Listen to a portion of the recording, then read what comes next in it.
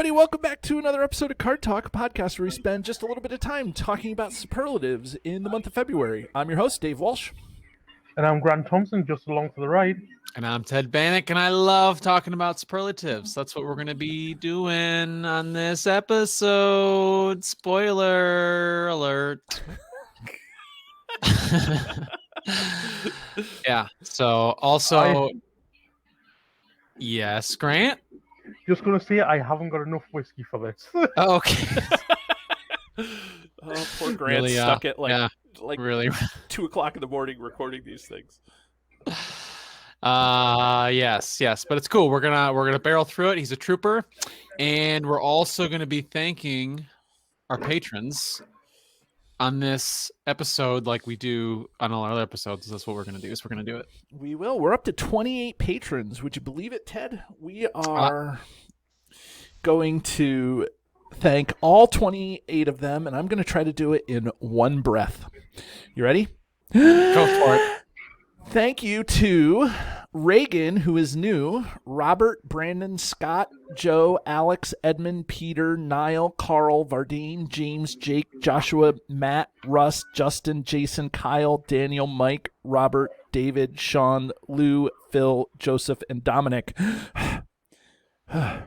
One of these days, I'm gonna have. It's going to be I'm very. gonna call you an ambulance. It's gonna be. I know that was really tough, and so it's with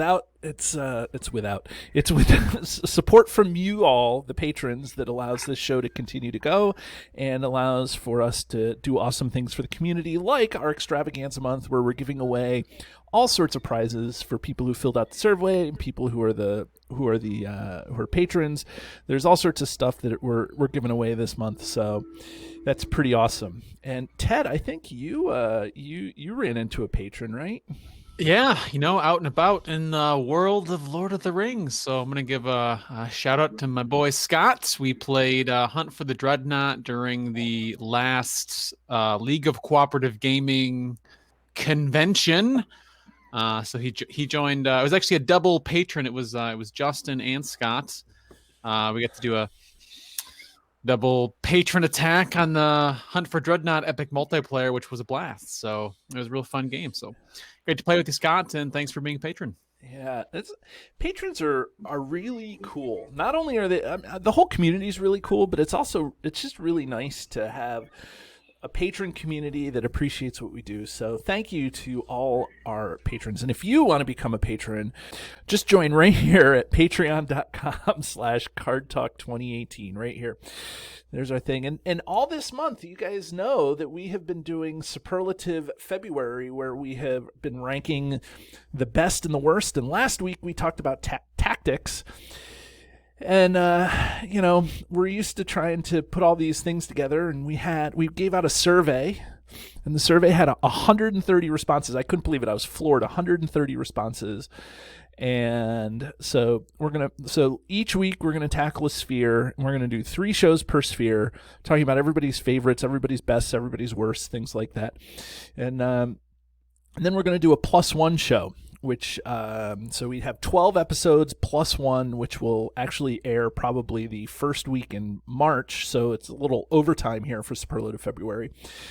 And I usually don't spoil shows, but we've already recorded that show, and I will say that it's probably one of the best shows that we've ever recorded. And I'm not trying to be hyperbolic. I really enjoyed recording that show, and it's one of the longest shows that we ever recorded. So it was wild. But we're not there yet. We're only in the second week of Superlative February. And, what we did is when we surveyed the community, we asked them what their favorite sphere was and what their least favorite sphere was, or what the worst sphere was. And so we're just going in order of those spheres. So last week, the least favorite sphere was tactics. We talked about tactics. We talked about all that.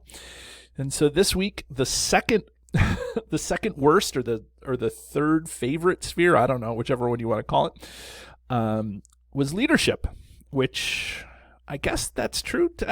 Before we get into some of the stuff, what's your guys' take on the leadership sphere? Grant, is it justified that it's the third worst here? Well, they each have their pros and cons. Um, I would have probably put this slightly higher than Law, but like I say, they've all. It depends on your play style, really, for what you like. If you like a deck that can do a bit of everything, then leadership's the way to go. If you want to diversify, then you're looking at spirit, law, or tactics because they are easily diversified roles. Law for support, spirit for questing, and tactics for combat. Whereas with um, leadership, it's a jack of all trades. It does a bit of everything. Yeah. I think that leadership is known for resource generation and resource smoothing, but you know, I don't know. Ted, what's your opinion on the leadership sphere? Is it just justified to be ranked here at third worst? Yeah, I think so, but I'd say it's every time I end up putting leadership into a deck, the two things it does great is yes, resource acceleration, as you named, David, 100%. That's clear through the heroes and a lot of the cards like Steward, Days Rising, etc. A lot of the events. But every time I end up putting leadership into a deck, I end up getting a little upset because I'm like, okay, I don't have access to healing with leadership. I don't have access to as many cancel cards like Test to Will, Hasty Stroke, those kinds of effects. There's a few in leadership, like Armored Destrier, a couple things to control shadow cards and such. But and then you're not as good as fighting enemies as combat. You don't have as many tricks. The heroes are not quite as strong or don't have combat oriented abilities. So I find myself at kind of just being it's weird. It's in a weird place in the game, but it's sometimes dissatisfying for me to play it. Yeah, and I just think that like it's too. I don't know. Leadership is one of those weird spheres. Yeah, it's just is. like I mean, it's in a weird like the place strangest. Yeah, it's just such a strange sphere. Like when you look at all the different parts to it. Like you said, it's got some staples in it, but it's got just a lot of strange things going on that it just seems like you probably can put together a mono leadership deck, but that's probably the hardest of the decks to put together. Yeah, and I have that and I run it and it's great. You have access to you have cards to get really high willpower counts. You have like Faramir, Sword That Was Broken, Visionary Leadership are all ways to get really high counts of willpower that I feel no other sphere can really do without those. But then again, that's a trade-off where if we go for that, you're missing something else that you may need for the scenario. But it's got some like Faramir, Steward of Gondor, easily incredibly powerful cards. Yeah, and that's not to take away from leadership. But like in terms of, and we talked about this with tactics. I think tactics suffers from being the worst sphere because it's so like laser focused. Leadership probably suffers from being not laser focused, right? Like do you know what I'm saying by that? Like it's it's too much of a can do everything rather than narrowing its focus. Yeah.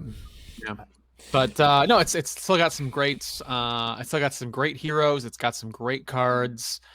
I just think it's fell into a little weird spot near the end of the game or card pool where it's at. Yeah. But let's dive into it. So what of the leadership sphere we're talking about today, Dave?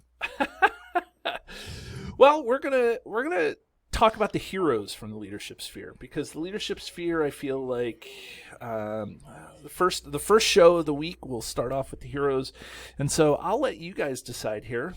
Do you want to do favorite or best first? Favorite. Ted always says favorite first. Do you agree with that, Grant?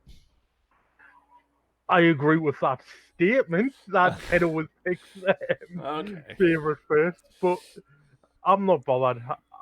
It's a fun discussion either way. Right. Yep. Okay. Well, so what I did is I took the results of the survey and then I took, like I said, there was 130 responses, but there was not everybody had to respond to every question.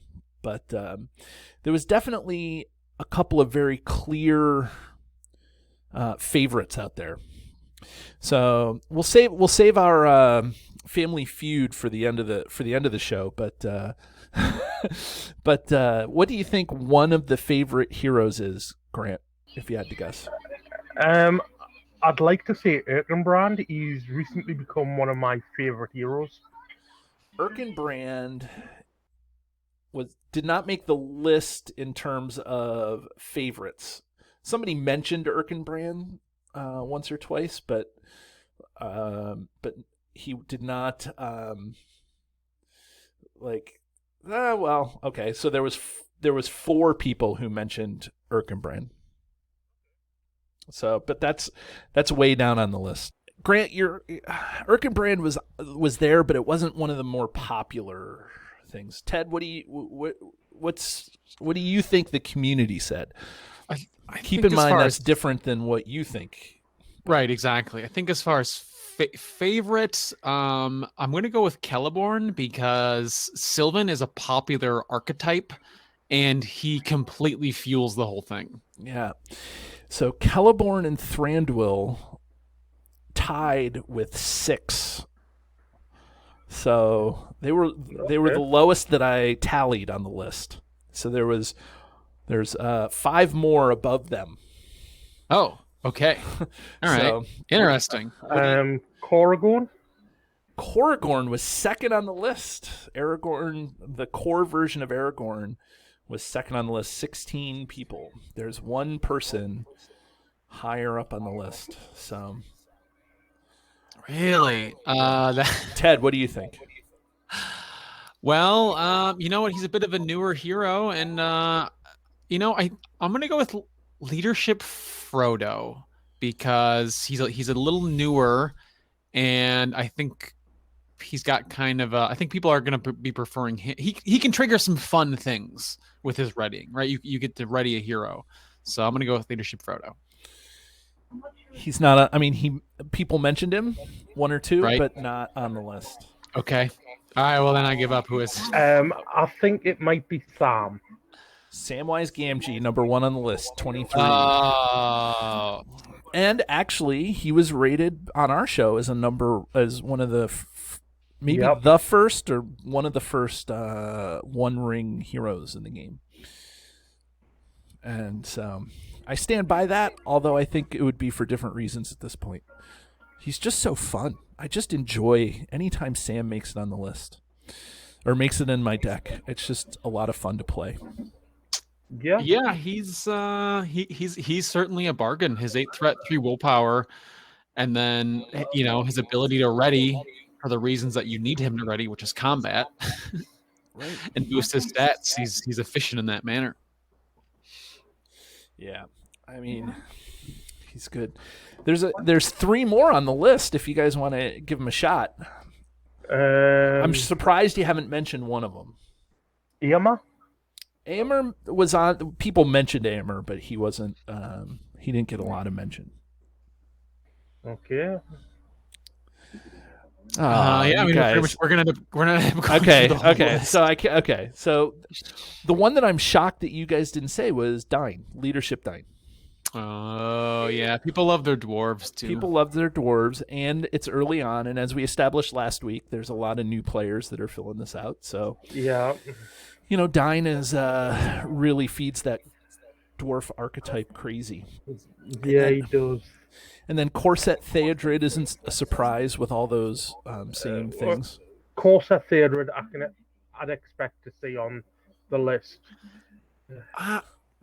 I see for favorites I don't, because his ability is very functional. Like he gives you an extra resource every turn when he quests, but he's not inherently fun. Well, it wasn't the most fun hero. It was just your favorite hero. Just your favorite? Yeah, okay. And then one that surprises me, and I actually have, you'll have to look him up for me, a Marthiel. Yes, I've got him up already. He's one of the few named Dunedain No, sorry. I'm Well, sorry. No, I'm not. I'm thinking of Halbarad. Halbarad is one of the few named Dunedain from the book, but Amarthiel was the he was an objective ally from that yeah, cycle. I forget yeah. which cycle. While you're engaged with at least one enemy, Amalthio gains a tactics resource icon. While you're engaged with at least two enemies, add an additional resource to Amalthio's resource pool when you collect resources during the resource phase with 1 willpower, 3 attack, 3 defense, and 3 hit points. Ted, you're the resident deck builder. Is Amarthiel worthy of being on that list? Or on this list? Well, I mean, people's favorites are their favorites, right? Yeah. What's Is he fun to he's play with? I don't. You can tell I well, haven't played him much. I yeah, played Halbarad once, but I didn't play. I okay. haven't played Marty. Marty. Yeah, what's interesting about Marty, as you call him, when the game came out very early, I actually thought at some point we might see a dual sphere hero. I said, oh, what if they came up with a hero that was like a leadership and a spirit hero? Like, they did the Like in Magic the Gathering, they have dual sphere. yeah, it's a very common thing in games, and they did that right from the core set in a way by giving what is it, Celebrian Stone grants spirit resource icon to Aragorn. I knew that was going to be a thing where you could grant it, but I said, what if they printed it on the card and had like a new dual logo? Unfortunately, I never saw anything like that, but this is like as close as you can get to that. Right. Because you can basically plan on playing certainly tactics events, probably when you need to play them. Right. Like a feint when you engage the enemies and stuff like that. Yeah. Yeah. So he's kind of neat because he lets you enable. There's only one other hero in the game that has a similar effect. It's that dwarf. Owen. That's Owen. Owen. Yeah. I always forget which dwarf. Ori, Owen, Glowin, not Glowin. Yeah, and he's not very. I don't want to say he's not very good, but he's definitely not one I reach for. Yeah. So that ability is it is fun. It enables kind of some different deck building things, right? Because you could it's really easy to build like a 3-sphere deck or even 4 spheres, right? You can have one hero of every sphere and still run a couple of tactics cards if you want to. Right. Okay. Well, now we move on to best heroes in the game. Okay, so, and those are distinct categories. I want to make sure that I highlight that I asked people specifically what are their favorite heroes, and favorite doesn't necessarily mean best. And then I said, what's the best hero in the game of the given sphere? And that doesn't mean your favorite. Okay, and so there's 4 that made the list that were by far and away. Of course, you get a whole bunch of one-offs, but so Grant, what's the best hero? There's one leadership hero that's best by far. Corrigan. No, he was 4th on the list. What's okay? I'll give you one more guess, and then I'll go to what's his face. And you can't even get mad, Ted. There's not that many hosts. I'll say Sam again. Sam is 3rd on the list. Okay, so Ted, if you were going to guess the best leadership heroes. Wow. See, I would have made similar guesses. I would say best.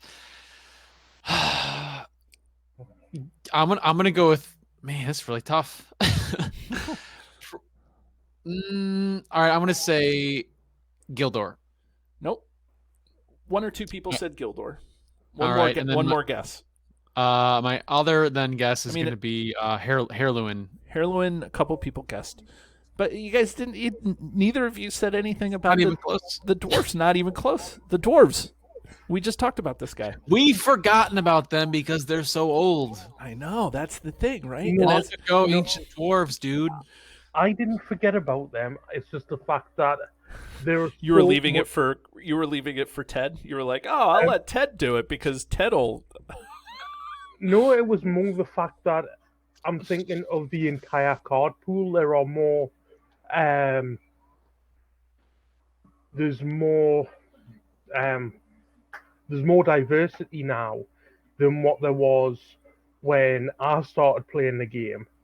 And it was the case of, well, there's it's more. I was thinking of what's more fun to see on the table. So dwarves, you've seen it all before. It's a bit boring. So I was thinking outside the box, and I probably Yeah. shouldn't have been. No, well, you at least you named two on the list. Ted was way off base. He couldn't work himself out of a leadership paper bag in this case. So that's dying. I get lost in those weird candles things and trying to get tangled up. Yeah. So all right. So number one is Dane. Number one is dying. Okay. Right. So leadership dying, and then number two isn't surprising, and I'm surprised. Well, I'm not surprised that he didn't make the favorite list, but he's just so utilitarian that it's like crazy nuts. The hero from Flight of the Stormcaller. Anybody know? Oh, Denethor. Yes. Leadership Denethor gives you a couple extra resources in your setup, and that to have those extra couple of resources is just phenomenal in that in that very beginning of the game. One of those things like I just remember like being able to play Heed the Dream and trigger its extra part because of Lord Denethor, because of Leadership Denethor. It's crazy. Yeah, I certainly, when I unboxed him and read him for the first time, I underestimated how good his ability is to have the 2 extra resources and then being able to transfer. I looked at that and I said, well, his stat line is just, so, like it's like he's got his highest defense or his highest stat is defense, but he's only got 3 hit points to back it up. He could really use another one. But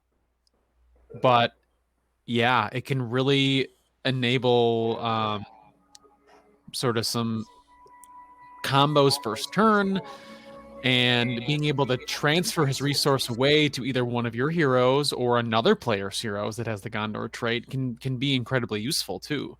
To share some of his wealth. Right. And it wasn't until, again, once you put a card on the table, it will probably change your perspective for better or worse. I know. When I first saw this guy, like I said, I wasn't expecting him to be that good. But those 2 extra resources, and keep in mind, if you're just getting Flight of the Stormcaller, and you need a little rules interpretation. You get the 1 that he normally gets, plus you get an extra 2, so you get 3 resources to start the game on Denethor. And that's cool. And I think that there's some full circle there going around, because I think that the Steward of Gondor card from the core set gives that hero 2 resources. So I think the 2 resources was a deliberate design decision to kind of reflect the Steward of Gondor from the core set, if I had to guess. Knowing Caleb and his design choices. Oh, sure.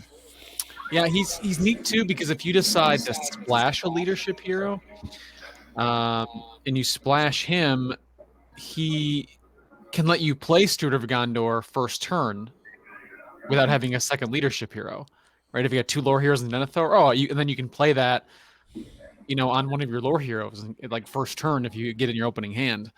And yeah, he certainly enables that Heed the Dream kicker. Because you have 3 leadership resources. If you are playing lore, or even if someone else is playing lore, you can just enable somebody to go get a card out of their deck if you or someone else is playing that, which is a big impact. Yeah. Just a couple of other questions kind of related to this. Is going to be a little bit of a hodgepodge this week in terms of other questions that I asked, but I wanted to know how people played the game. Okay. And when I know that's a great question. You take the cards on the table and you set your quest deck and you set I didn't mean that, but I meant, how do people play? Or do they play solo, two-handed solo, multiplayer solo? So what was the number 1 way that people played, if you had to guess? Grant? I'd say solo. Yeah. more than well more than 2/3 of the respondents said they play solo. 87 people said play solo. And then second was two-handed, and then two-handed solo. So like two-player solo, I guess. And then, because I guess a lot of people like to play two-player solo because that's a fellowship thing. Like you get two decks working together, and I'm not a big fan of that. I tried that a couple of times, and I found it too clunky with the cards to be able to like keep two decks going at the same time, but that was fine. And then two people said that they play multiplayer solo. So that multiplayer means 3 or 4 player solo. Yep. Can you believe that, Grant? Are you a multiplayer solo guy? I'm not a multiplayer solo guy. I have played several Han solo. Several like Han Solo? You've played with Han Solo? Yes, this is the Lord of the Rings podcast, not a Star Wars podcast. I've played with two-handed solo. I've never actually played with like a 3 or 4-handed solo game. I just personally don't see it's just like far too much going on for me personally to do that sort of thing. Right. Like, yeah, not for me. Thanks. Yeah. Well, David, you're a big solo player, and does two-handedness attract you? Well, it doesn't. Digitally, I think it would No, be a little bit I will better. not allow. Like I get why. I guess it's like I think the big thing is that I miss out on building decks that play off of each other and the fellowship decks.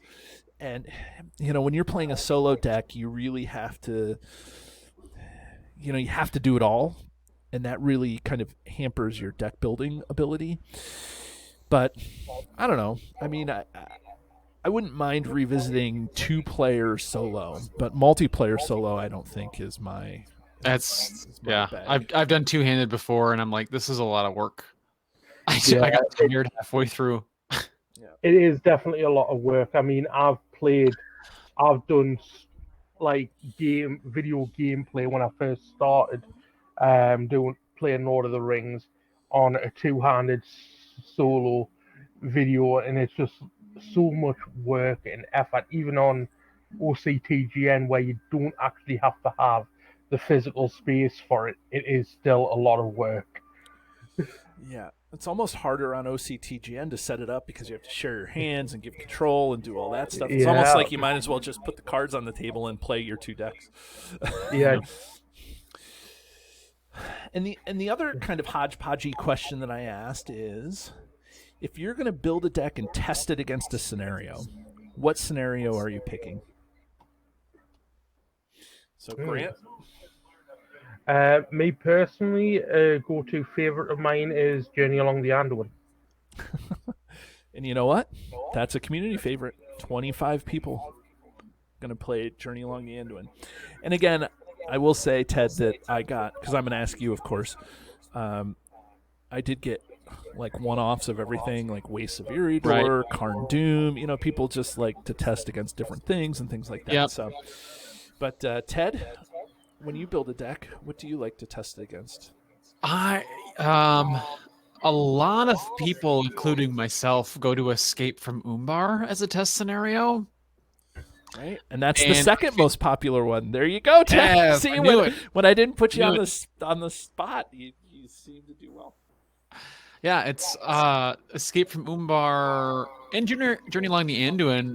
They both start with enemies either in the staging area or and play with you, so they're challenging in that right. But some of the other encounter cards are a bit softer, and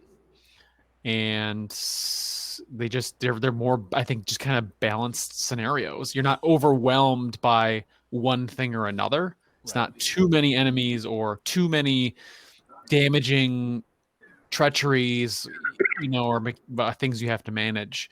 And if your deck can deal with an enemy starting and play engage with you, or you can deal with a hill troll in 2 to 3 turns, or maybe even first turn or something, then you probably have a strong deck. Right. I agree. And all that archery. Did you talk about the archery in Umbar? There's a little bit, but not like an overwhelming amount. Right.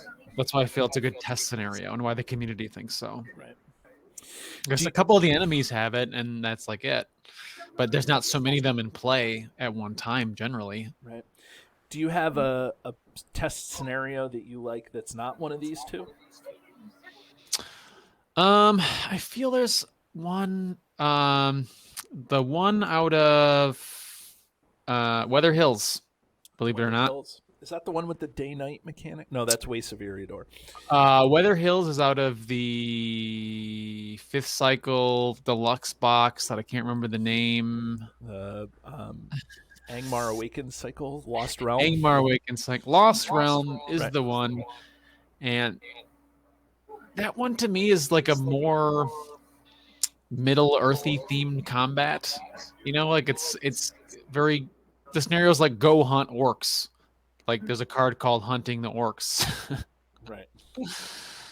So I tend to play that one in test scenarios, and it's got some tough condition attachments and things surrounding damage. So I tend to test stuff against that as well. And something that I would like to do is something I think I'd like to utilize more is the custom scenario kits. I think those can be a great way to test decks. Because of their, if you do the quick build rules, they're kind of like generic nature. Mm-hmm. Or if you want to spend the time, you can custom build something like, I want to build a scenario that is heavy on locations and has difficult locations. I will put those in my custom built encounter deck. Right. Yeah, I never thought about the custom scenarios to do that. That's a great thing to say. Well, Grant, do you have any last gasps about deck testing? And which I know you said Journey Along the Anduin, but do you have other? I like Across the Ettenmoors. Oh, I like that too. I don't know why I like Ettenmoors, but I do. I like it. Yeah, it's a nice quest just to that leaves you having to deal with so many different variables that it really puts a strain on your deck to make either a lot of damage to enemies, right, or you have to choose whether a quest heart, like needing a quest over needing to deal damage to enemies. So it's very interesting theme wise, right, for what you need to throw out. Yeah, you have to kind of be well rounded. You have to quest through the side quests, and then you have to, like you said, hit the enemies. There's just a lot of different things you got to do there. There's safe locations that do some fun stuff too. So there's all sorts of things going on there. So it's a good quest for decision making, I guess, is the best. Yeah. Like you have to make the right decision, and I think that's what this game is best known for. Well, yeah, presenting. That's a great point, David. I just, I want to speak on that. That's a really great point. The game is about decisions, right? It's always you're always between like a rock and a hard place, and those are the best ones to test against. So, good point. Right. Yep. Well, I think that's going to wrap up our first show on the leadership sphere here in Superlative February. So, I think everybody should join us again, and as we tackle more superlatives in the month of February. Everybody, have a great day. Do you love the content? Here's what you can do to stay connected. Become a patron. The money collected through Patreon goes into keeping the lights on here at the podcast. We love our patrons, and you can join at many different levels. Visit patreon.com/cardtalk2018. You can subscribe to us, whether you're watching our YouTube channel or you're listening to us in your favorite podcatcher. Hit the subscribe button to get notifications of all our new episodes. Didn't know we were an audio podcast? Find us by searching Card Talk to get access to our 120 plus regular episodes. Didn't know we were a video channel? Find us by searching Card Talk LOTR LCG on YouTube And there you can find not only our regular episodes, but you can find our bonus playthroughs and other content related to the game. Want to get a hold of Ted, Grant, or myself? Feel free to email the podcast at cardtalk2018@gmail.com.